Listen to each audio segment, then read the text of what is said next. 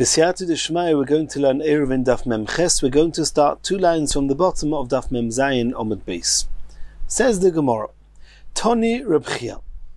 Reb Chia learnt as follows in the Brisa: Cherem, which is a fish net, shebein tchumei Shabbos, which goes as follows: you had town A on the west, town B on the east, and as we've already learned, every town has 2,000 amos around it, that anybody whose residence is in the town when Shabbos comes in are allowed to walk around the entire town and go 2,000 amos in any direction beyond the town.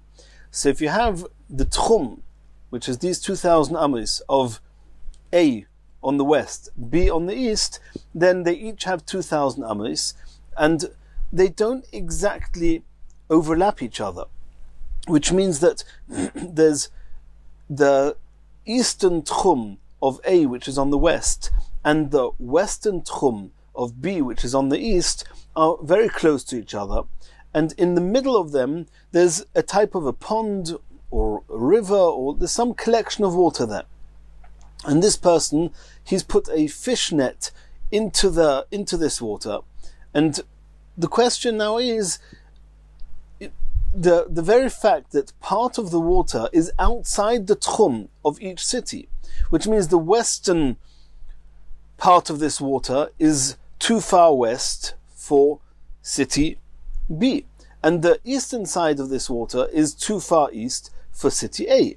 And you've got here the water in the middle, and the water is moving backwards and forwards in the entire area, and then going backwards and forwards in and out of the tchum. So says the Gemara, says the Brisa, Cherem shebein tchumei Shabbos. If you have this fish net which is placed vertically in between the two areas of the tchum, and this fish net would typically be made of reeds that are standing close to each other, and the fish would get caught in between them. And now the two tchumin are not overlapping each other, they are flush with each other. They meet each other but do not overlap each other, and he's put this fish tank, if it's a sheet or whatever it is of reeds, exactly in the middle. So to speak, we now have part of the water on the east of this fish net and part of the water on the left. The question is, can city B, which is on the east, can they draw water from the eastern side of this collection of water, on which is one side of this net, and city A should be able to use the water on the west side of this net, because the waters have been separated. Says the Gemara, you need to have a partition of iron in order to be able to prevent the water moving from one side of the tchum to the other, and only then you're allowed to use the water. That means having a net of reeds is not enough, because if you draw water on the east, then you're going to in effect be causing the water from the west to come into the east, because the water goes straight through this net, and you're not allowed to do that. You're then going to be using water that is coming from outside your tchum. So that's what Reb Chia said. Reb Chia learned you need to have a partition of iron. Says the Gemara, Mechayech olei Reb Yosi ber Reb Chanina. Reb Yosi ber Reb Chanina was Mechayech. I don't know whether we should translate this as he laughed, he ridiculed, he undermined, he rejected. However you're going to say it, he clearly was not in favor of this ruling. Asks the Gemara, why did you, Reb Yosi, not want to accept what Reb Chia said? What was the issue? What was Reb Chia so sure about, and what was Reb Yosi so sure about to the opposite? Is it because Reb Yosi assumed that Reb Chia ruled like Reb Yochanan ben Nuri, and Reb Yochanan ben Nuri, we saw in the Mishnah, learned that chafetzim of hefka, objects that don't have owners, like a collection of water typically would not have owners, that they are koine shvisa, and therefore they are not allowed to be taken outside the tchum. And Rabbi Yosi himself, and he held that the water is not koine shvisa, they do not have owners, and therefore Rabbi Yosi held, I don't need any mechitza, I don't need any partition here. And that's why he undermined what Reb Chia had said. Asks the Gemara, Umishum de sovar lekula, just because you, Rabbi Yosi, hold and rule like the more lenient opinion that these ownerless objects are not koine shvisa, man de toni lechumra mechayech alei, does that mean that you have to ridicule or undermine those that are more machmir than you? So that doesn't seem to be the reason that Rabbi Yosi rejected Reb Chia. And before we continue, we have to make it clear, and Rashi stresses this, that even though the area of water that you're collecting from is not 2,000 amos large, and so what's the issue of tchum? So you're taking the water a little bit from the west, a little bit to the east, so what? And Rashi explains that since this collection of water is any part of this collection of water is within the tchum of a city, it resumes the boundaries of tchum of each city. So the western part of this collection of water has the same tchum as city A, and the eastern part has the tchum of city B, and since the tchum of city A finishes exactly here in the middle of the bound of this water, and the tchum of the water of city B also finishes there, then taking water from one side to the other of this collection is in effect taking it out of its permitted tchum into another tchum, and that is asa. And the question was, what was the discussion here? What was the argument between Reb Chia and Rabbi Yosi? Says the Gemara, Elo, it must be as follows. Mishum detani, we learned in a brisa. Nahorois hamoishchim, if you have flowing streams, we saw this already before. Umayonos hanoivim, and gushing springs. Hareihein karaglei kol odom. Then they themselves, since they are moving all the time, so when Shabbos come in, they are clearly not koine shvisa, they do not acquire residence where they are. And it's only when somebody actually draws the water, collects the water, and now the water is static, then the water resumes the boundaries of tchumin of the person that first acquired the water. But all the while the water was still in transit, was still moving, it is not koine shvisa. So it could be that is what Rabbi Yosi had against what Reb Chia said, that Reb Chia said that the water has a tchum, and therefore unless you have an iron partition between the two parts of the water, you're not allowed to draw water. And Rabbi Yosi ridiculed that and said it's as if you're assuming that the water has a shvisa, has residence, and you're not allowed to take it out of its residence. It doesn't have residence, it's moving. Says the Gemara, no, that can't be either. But Dilma b'muchunosin, who told you that the brisa that Reb Chia taught us was talking about moving water? Maybe it was talking about stagnant water. It was talking about water that was gathered in. It was not flowing. It was not a spring or a fountain. And therefore, it would be koine shvisa. Why are you, Rabbi Yosi, so sure that Reb Chia was talking about a flowing water? Ella, it must be something else that they were arguing about. Mishum diktoni, we learnt in another brisa, tzorich mechitza shel barzel afsikoi. Not in another brisa. In this brisa, Reb Chia told us you need to have an iron partition to separate the two. Umayshno konim deloi. Why can you not use? This is Rabbi Yosi, so to speak, talking to Reb Chia and saying, "You, Reb Chia, why do you not want to use a partition made of reeds? Da'ailu b'umaya, because the water moves through it. Shel barzel nami ailu b'umaya. Even if you have an iron partition, and the typical partition is only 10 tefachim high, the water is going to go above it, the water is going to go below it. There's no way that even a mechitza of barzel is going to help you, is going to stop the water coming through. But the Gemara says, no, that cannot be what Rabbi Yosi had against what Reb Chia taught.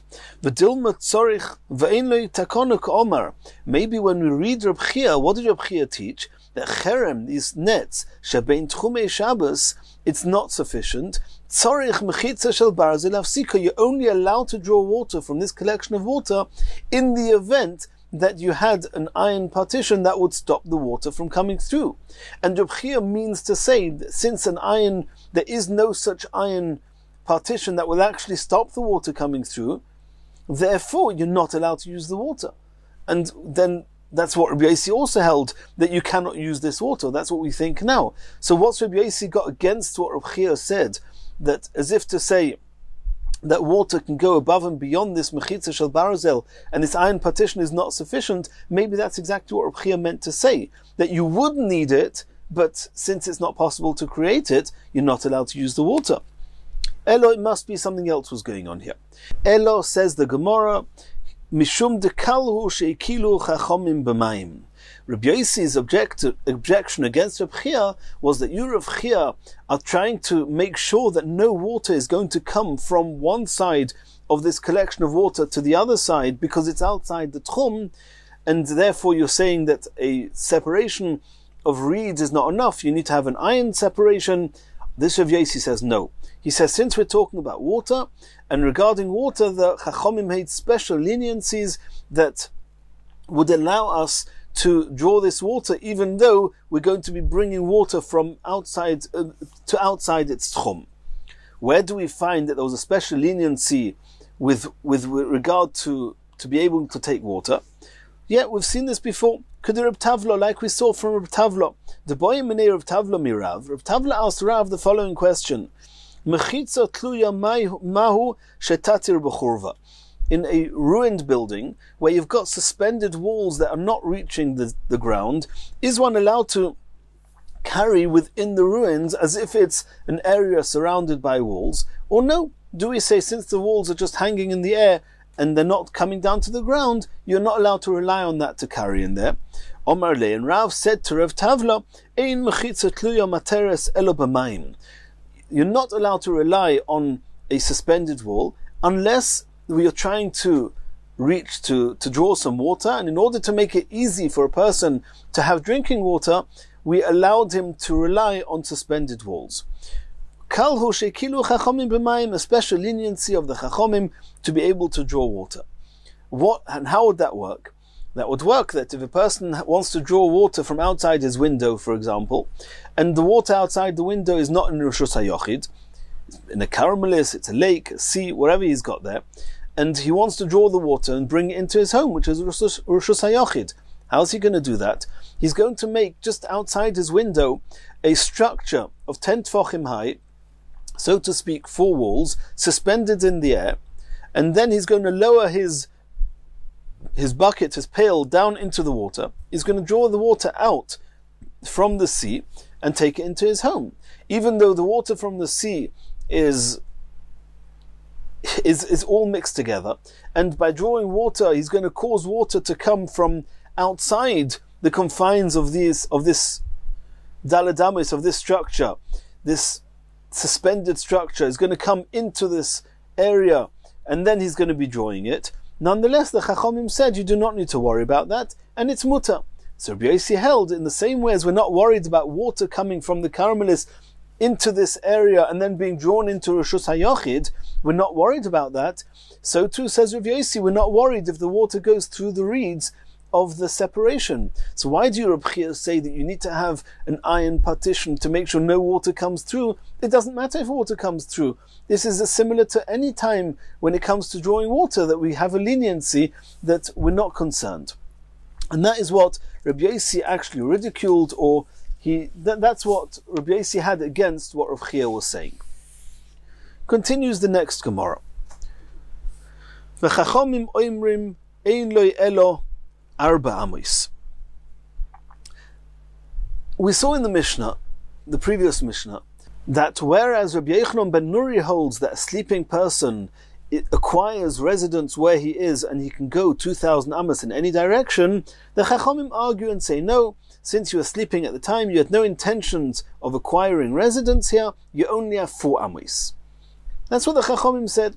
And there's a discussion, what does it mean, these 4 amos? Does it mean you can go 4 amos in any direction? Does it mean you can go 2 amos in any direction? Altogether 4 amos? Can you choose which direction to go 4 amos, and then you can't change your direction once you've decided? That was a discussion in the Mishnah.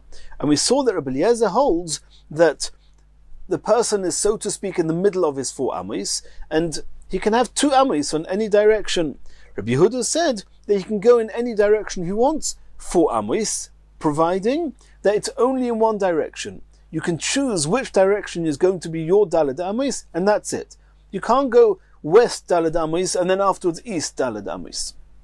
That's the machlokas we had in the Mishnah. Says the Gemara, Rabbi Yehuda hainu Tanakama. The Tanakama said, in contrast to Rabbi Yochanan ben Nuri, that he has 4 amis. And we assume, what does that mean? We assume it means, like Rabbi Yehuda said, that he can walk in any direction he wants, 4 amis, but not more than that. So, why is the Mishnah also quoting the Chachomim who say Daled amis, also quoting Rabbi Yehuda who says 4 amis in any direction? It's the same opinion. Answers the Gemara, Omar Rava, Shmoino al Shmoino Ika Beinayu. There is a difference between the Tanakama who say that he gets 4 amis and Rabbi Yehuda who says that you get 4 amis in any direction. The difference between them is, do you only get 4 amis and you have to choose where these 4 amis will be? Or do you get 4 amis in any direction, and that means you have a square of 8 by 8 amis within where you can walk? 4 amis in any direction of where this person was when Shabbos came in. Tani Nam Yochi, we see a brisa to this effect. Yesh lo shmoino al shmoino divrei Reb Meir. Reb Meir, who seems to be the Tanakama of our Mishnah, he says that you actually have 8 amis by 8 amis. So it's not the same as Rabbi Yehuda. The verb, the terms being used are that they have 4 amis in any direction, but it's a very different ruling. According to Rabbi Yehuda, you only have 4 amis. According to Reb Meir, according to the Tanakama, you have 8 amis altogether. Says the Gemara, V'omar Rava, Machloikas lehalich. This whole machloikas in the Mishnah is only regarding walking. According to Rabbi Yochanan ben Nuri, you can walk 2,000 amis in any direction. According to the Tanakama, you can walk 4 amis in any direction. According to Rabbi Yehuda, you can walk 4 amis in any one direction. According to Rabbi Eliezer, 2 amis in each direction. This is all about walking. However, in order to carry in the Reshus Harabim, divrei hakoil arba amis in tfeiloi. In the event that they're in Reshus Harabim, then you're not allowed to carry anything in Reshus Harabim 4 amis. So even according to Reb Meir, who says that you're allowed to walk 4 amis in any direction, which means you have a square of 8 by 8, that doesn't mean you can carry something 8 amis in Reshus Harabim. Says the Gemara, V'hani arba amis heicha ksive. And it's taken us 47 daf to see this question. This halacha that we know across the board, you're not allowed to carry in Reshus Harabim 4 amis. Where does this come from? What's the source in the Torah for this limitation? Says the Gemara, Kedetani, we learned in the Brisa based on a pasuk, Shvu ish tachtov. When it came to Klal Yisrael in the desert going to collect the mon, and on Shabbos Moshe Rabbeinu said, don't carry the mon, rather each person should sit, Shvu ish, every person should sit in his place, and the word tachtov actually means under him. That means the place under you, that's where you should stay. You should not carry anything beyond the place under you. What does that mean? Ketachtov, that the amount that you're not allowed to carry is the amount of space, the area that you need that's considered underneath you. What is that? V'kama tachtov, how much is that? Says the Gemara, Gufa ishalish amis. The height of a person's body is 3 amis, and there's a discussion here whether it's with his head or without his head. Va'amma, 1 extra amma, kadei lifshoit yodav raglov, in order to be able to stretch out his arms and his legs. So what a person needs, tachtov, when he's lying down, he needs 4 amis. Divrei Reb Meir, that's the opinion of Reb Meir, that's where we learn the restriction of carrying 4 amis in Reshus Harabim. Rabbi Yehuda Omer, Rabbi Yehuda says, Gufay shalish amis. He agrees that we consider the person's body as being 3 amis. Va'amo kadei sheyitel chayfetz mitachtov mitachas margaloisov u'maniach tachas marashoisov. He needs an extra amma in order to be able to maneuver his belongings, take them away from under his feet and put them under his head. He needs that extra amma to be able to use the place, that the place should serve him. You have 1 extra amma, altogether 4 amis. You're not allowed to carry in a Reshus Harabim 4 amis. Asks the Gemara, "My beinayu, what's the difference between Reb Meir and Rabbi Yehuda if the extra amma is for stretching out, or the extra amma is for his chafetzim, for his objects that he needs to move them around?" Says the Gemara, "Ika beinayu arba amis mutzumtzomis." According to Rabbi Yehuda, Rabbi Yehuda says that it's got to be up to 4 amis, not a millimeter more, because you don't need more. It's exactly 4 amis is sufficient. However, according to Reb Meir, that the extra amma is for stretching, Reb Meir holds that the truth is you can carry even a little bit more than 4 amis, because the person needs more than an amma to stretch. So according to Reb Meir, it's approximately 4 amis, a little bit more. According to Rabbi Yehuda, it's exactly 4 amis. Continues the Gemara. Omalei Rav Mesharshia lebrei. Rav Mesharshia said to his son, Ki ailes lekameder of Papa. When you come before Rav Papa, boy minei, you should ask him the following question: Arba amis she'omru. These 4 amis that the Chachomim learned from this pasuk, that you're not allowed to carry in Rosh Hashanah 4 amis. What type of amis are they? Because an amma typically is either a fixed measurement of 6 tfachim, which is called Amos Shel Kodesh, which was a measuring stick of an amma, which was in the Beis HaMikdash. The utensils in the Beis HaMikdash were measured with that. There were 6 tfachim. Or it could be that an amma is typically the distance between a person's elbow and the tip of his finger. So the question is it ba'amo didei yovinon lei? Do we give him according to his amos, the amos of that particular person? So if it's a short person, it will be less. If it's a large person, it will be more. Or no? Or do you say, Oi ba'amo shel kodesh yovinon lei? Or do we give him 4 amos of this amma, which was a very fixed measurement, a fixed area?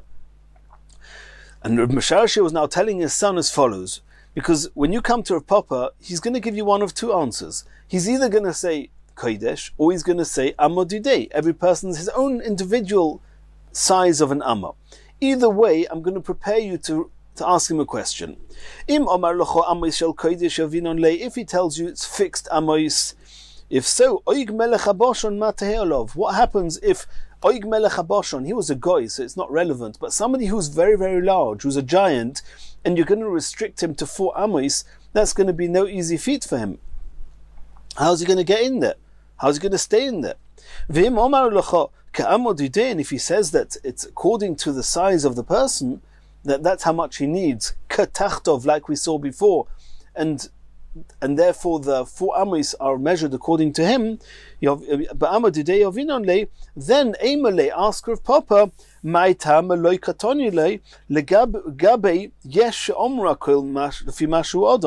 we have a Mishnah, and we've seen this previously in the Masechta already, that there are certain things where the measurement is not fixed for all people. It's very much dependent on the measure of the person himself. By the koimuts we had it, the fistful that was used in the Beis HaMikdash, the mincha, and other halachos that are very individual. So the question is, this halacha of 4 amos in Rosh Hashanah is not mentioned in that Mishnah. And the question is, if Rav Papa is going to tell you that every person is going to be according to his own amma, between his elbow and the tip of his middle finger, and it's individual, then why is it not mentioned in that Mishnah? So that is how Rav Mesharshia prepared his son for a dialogue with Rav Papa. Rav Papa, when Rav Mesharshia's son met Rav Papa, then he asked him those questions. Omalei, Rav Papa told him, Idai kinon kulehai lo yahavutaninon. There's a level of analyzing which is so particular and so precise that you're never going to get anywhere with it. You're never going to come to any concrete conclusion. Everything is always going to be shrouded in doubts. And so you cannot pull things apart to that extent. And we always give a person based on his own amos, not fixed amos. You're going to ask me, if you're going to say, if so, why is it not mentioned in that Mishnah that says that they are individual, that these are measurements which are individual to every person? I'll tell you why. Because it's not absolute. Even though we normally measure the 4 amos based on the amma of every single individual person from his elbow to the tip of his middle finger, however, it's not completely true. Because if that amma is going to be much smaller than a regular amma, then if it's going to be larger than a regular amma, then that's the space we have to give him. Otherwise, he's not going to be able to stay in 4 ammis.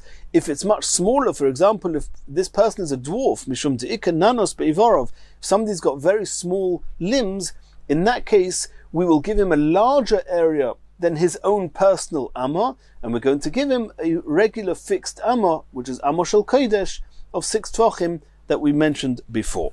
Continues the Gemara.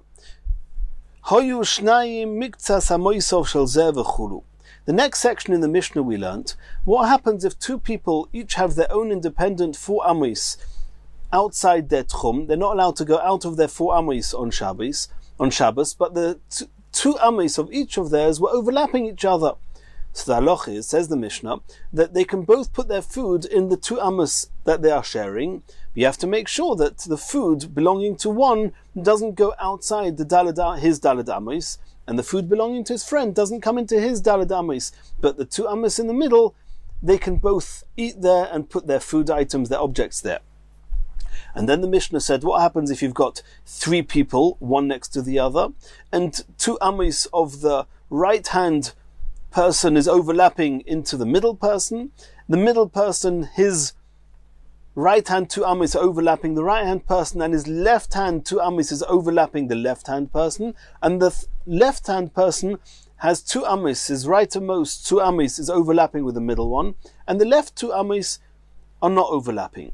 What's the halacha there? So we said that the middle person is allowed to put his object on the two ammis overlapping either the right or the left. That's okay because it's his space, and the people on the sides, they can each share with the middle person the 2 ammis that are overlapping with him.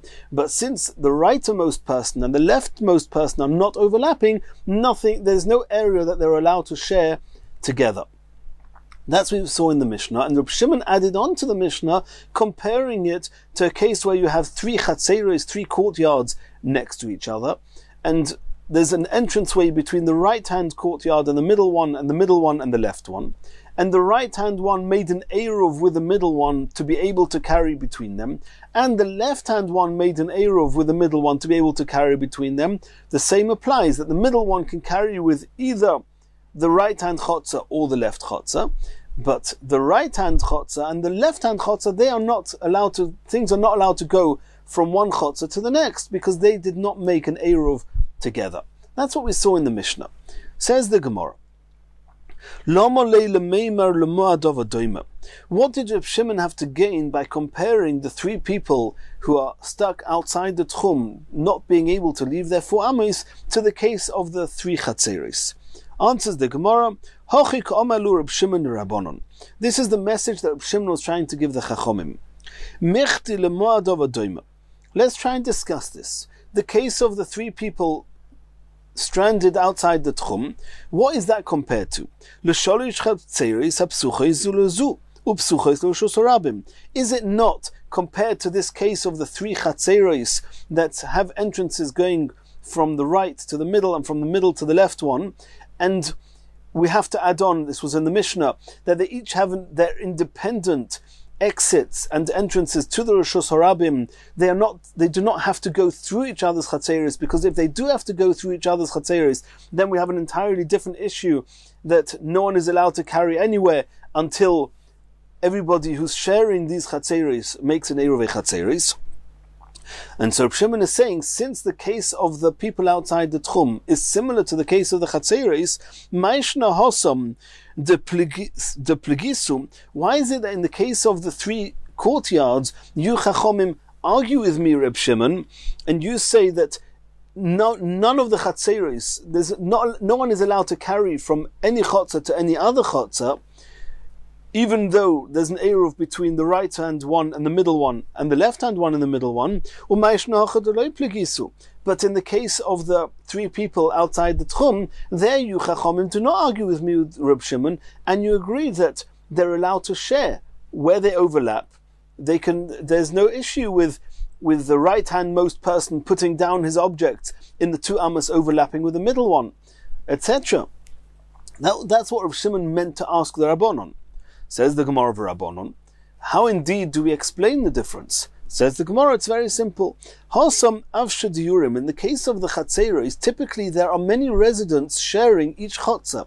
If you're going to allow the residents of the right-hand chotzer to carry into the middle chotzer, and the residents of the left-hand chotzer to carry in the middle chotzer, and there's going to be so much carrying and goings on there, it's inevitable that things from the right-hand chotzer are going to find their way to the left-hand chotzer, and that's osa. Therefore, the Chachamim said, we disagree with Reb Shimon, and we do not let anybody carry from one chotzer to the next. However, here, these three stranded individuals, lo avsha diurin, they're not many residents here, and they can be careful to make sure that even though they are both overlapping into the middle person's 4 amos, nothing from the right-hand 4 amos is going to find its way to the left-hand 4 amos, and therefore, we didn't argue with Reb Shimon, and we allowed them to share the area they overlap. Continues the Gemara. Ushtaim hachitzonios, that we saw that from what Shimon said in our Mishnah, that if the two outer chatzeros, they each are allowed to carry into the middle chotzer, but the two outer chatzeros are not allowed to carry into each other's chotzer because they did not make an eruv together. They both made an eruv with the middle one, but not with each other. Asks the Gemara, V'amai, why can the two outer chatzeros not carry between each other? Given the orvilu chitzoinos behadiem tzois, let's assume, how did they make the eruv? The people in the outer eruv put their food into the middle eruv, and the people, that means the right hand outer chotzer, and the left hand one also put his food into the middle one. So what's actually happened now? The middle one is the base, that's where the eruv is, of all the people here. So it's considered as if they're all included in the eruv. What's the difference? That it was done as two transactions. First, the rightmost chotzer put their food into the middle one, and then the left-hand one put it into the middle one. At the end of the day, given the orvulu chitzonos behadiem tzoyos, since they all put their eruv food into the middle chotzer, havyelei choda, then for all intents and purposes, all the three chatzeros have merged into one, as any eruv chatzeros. So why can they not carry between them? Answers the Gemara Omer of Yehuda, Kugoin shenosno im tzoyis eruva bezu ve'eruva bezu. You're right. Had both outer chatzeros put their eruv into the middle one, that would have helped. That now it's all one. But that's not what happened. It's the middle one put food in each of the outer eruvs. So now you haven't got one chotzer, one bias that is connecting all the three chatzeros. It's actually split into two.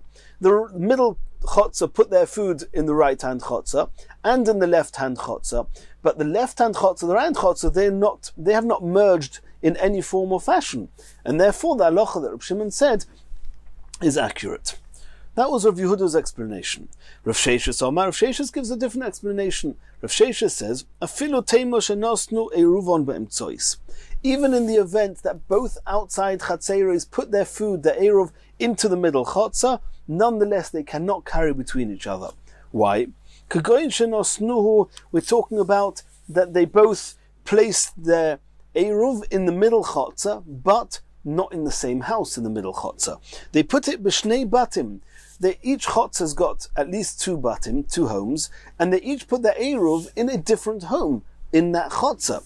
So it's true that the middle chotzer can carry with each of the outside chatzeros, but since the eruv of the 2 outside chatzeros are not in the same home, they have not merged into one. Says the Gemara Kaman, who says that the eruv, that in the event that we want all the people to be merged into one, that the eruv food actually has to be in the same place? Is that not machlokas tanoim? Kabeis Shammai, this seems to be following Beis Shammai. The Tanya we learned in a brisa. Chamisha shegovu es eruvon. If there were 5 people who lived in the chotzer, and they collected the foods from all 5 to make an eruvei chatzeros, and now they're all going to merge to become one residence, and then they can carry into the chotzer. V'nosnu b'shnei kelim, and all the food that was collected was actually put into 2 separate utensils. They were not put into one utensil, now binding everybody, all 5 residents of the chotzer, into one. It was split into 2 in one of the homes. V'nosnu b'shnei kelim, b'shamai omrim ein eruv on eruv. B'shamai say the eruv is invalid. Beis Hillel say the Eruv is valid, it does not have to be in the same place. If so, it seems that Reb Shimon in our Mishnah is following Beis Shammai, that says, at least according to Rav Sheshes' explanation, that each of the outer chatzeros put their Eruv into the middle chotzer. Nonetheless, it's not considered that it's merged because they're not, the Eruv was not put together, and according to Beis Shammai, the Eruv has to be put in one place. And we're not so comfortable saying that Reb Shimon is following Beis Shammai. We know the halacha is always like Beis Hillel. Says the Gemara, no, afilu teima Beis Hillel. Rav Sheshes can say his explanation and it will still follow even Beis Hillel. Ad kanoi ka'omer Beis Hillel hasam. When did Beis Hillel say that that the food does not have to be together? Is elo b'shnei kelim b'bayis echad. If there's two utensils in one home, Beis Hillel say that's enough. As long as they're all associated to one home, I don't mind if it's not in one utensil. Avol shtei batim, if it's in two separate homes, then again you have a problem that you don't have a united residence for all the people who want to carry here, and therefore, says Rav Sheshes, the two outer chatzeros are not allowed to carry between each other. And now the Gemara is going to say that we have a question both on Rav Yehuda's explanation of the Mishnah and Rav Sheshes. Omar le Rav Acha b'reider Rav Avya le Rav Ashi. Le Rav Yehuda kasha or Rav Sheshes kasha. I've got a difficulty with both explanations. Le Rav Yehuda kasha, what's our difficulty with Rav Yehuda? How did Rav Yehuda explain the Mishnah? That neither of the outer chatzeros put the Eruv in the middle chotzer, rather the middle chotzer put the Eruv in each of the outer chatzeros, and therefore the outer chatzeros are not merged with each other. However, the middle chotzer is merged with both and can carry from either itself to the right chotzer or the left chotzer. Says the Gemara, there's a question on that. The Omar Rav Yehuda explained that we're talking about that the middle chotzer put an Eruv in the residence of the outer chatzeros.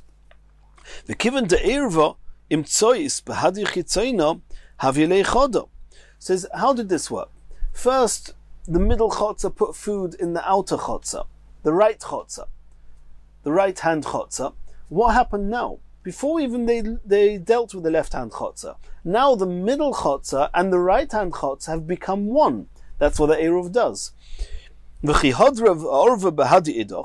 that the middle chotzer is putting some food into the left-hand chotzer, shlichusa ovda. Since the middle chotzer and the right-hand chotzer have merged into one, when the middle chotzer now makes an Eruv with the left-hand chotzer, then they are representing not only themselves, they're representing as an agent, as a shlichus, they're representing the right-hand Eruv, the right-hand chotzer as well.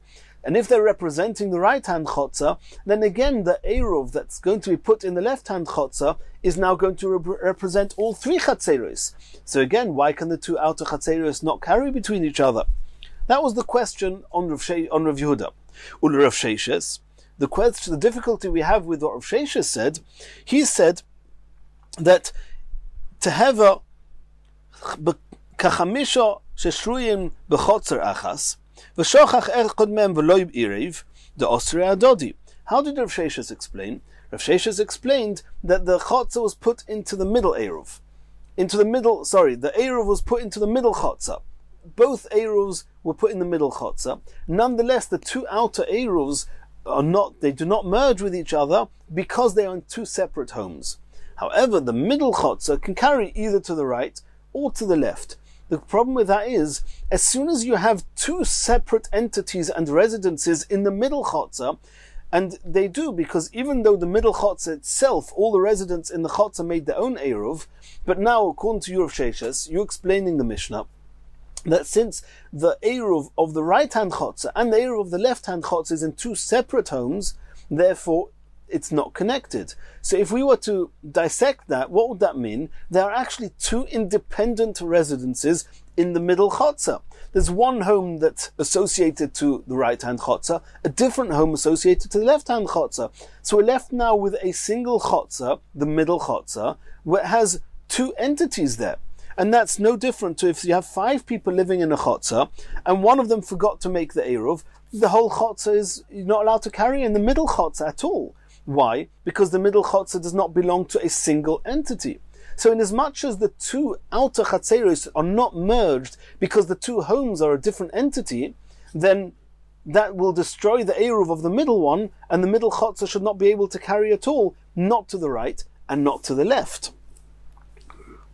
That's the question on Rav Sheshes. And not only can the middle chotzer not carry to the right or the left chotzer, they cannot even carry in their own chotzer, similar to what we saw before in Beis Hillel, that if the food is separated, then the chotzer is the Eruv is invalid. So you're not even allowed to carry at all in the middle chotzer, because there are 2 entities there. That was the question that we had on Rav Sheshes. Omar le Rav Ashi is going to answer le Rav Yehuda, lo Rav Yehuda kashya v'lo Rav Sheshes kashya. I can answer the difficulty against both Rav Yehuda and Rav Sheshes. Le Rav Yehuda lo kashya. What was the question with Rav Yehuda?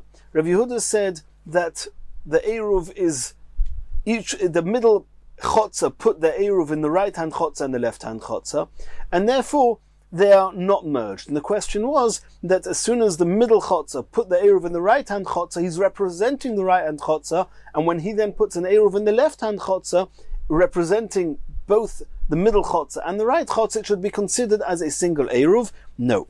Given the Eruv lo emtsois behadi chitzoina, Ushnaim chitzoinius behadi adodi lo irvu. Since it's only the middle chotzer that made the eruv with the right hand chotzer and the left hand chotzer, but the right and left hand chotzer did not make an eruv between them, it's clear that they had no intention or desire to merge the right hand chotzer to the left hand chotzer. They didn't want to merge together, otherwise they would have made an eruv.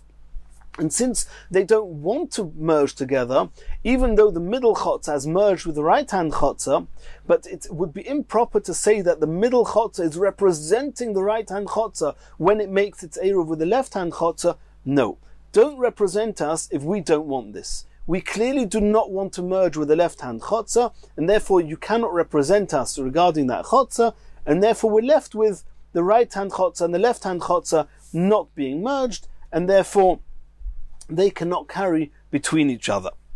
This that you asked according to Rav Sheshes, who said that indeed the Eruv was put into both Eruvs were put in the middle chotzer, in separate houses, and that's why the 2 chatzeros cannot carry with between each other. The 2 outer chatzeros cannot carry between each other. And we asked the question, if there's 2 independent Eiruvin in one chotzer, that should deem the whole chotzer belonging to 2 entities, and it should be also to carry there. Says the Gemara, no. We said